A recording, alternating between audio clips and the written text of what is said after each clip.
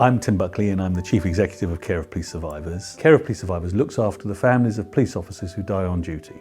We provide opportunities for them to get together to support each other, to build networks that help and are there for the tough times.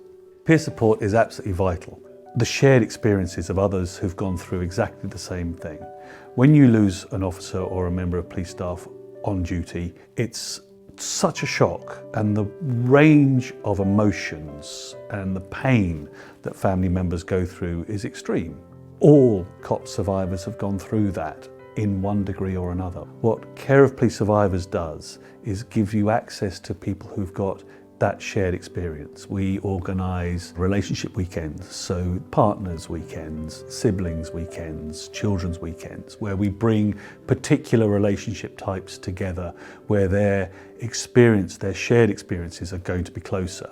But we also provide one very big survivor weekend a year, where any survivor and the families will come together to celebrate and to remember and to be able to share in a very safe space the losses. And that culminates that weekend with a remembrance service at the National Memorial Arboretum, where we bring the survivors and members of the police forces together to remember and to celebrate the lives of their officers. The first time we only came to the service on the Sunday, and I was feeling very, very apprehensive. I'd not met anyone before, and we were met by other further survivors with open arms and made to feel really relaxed. I think the thing that really gets to you is peer support and how important that is.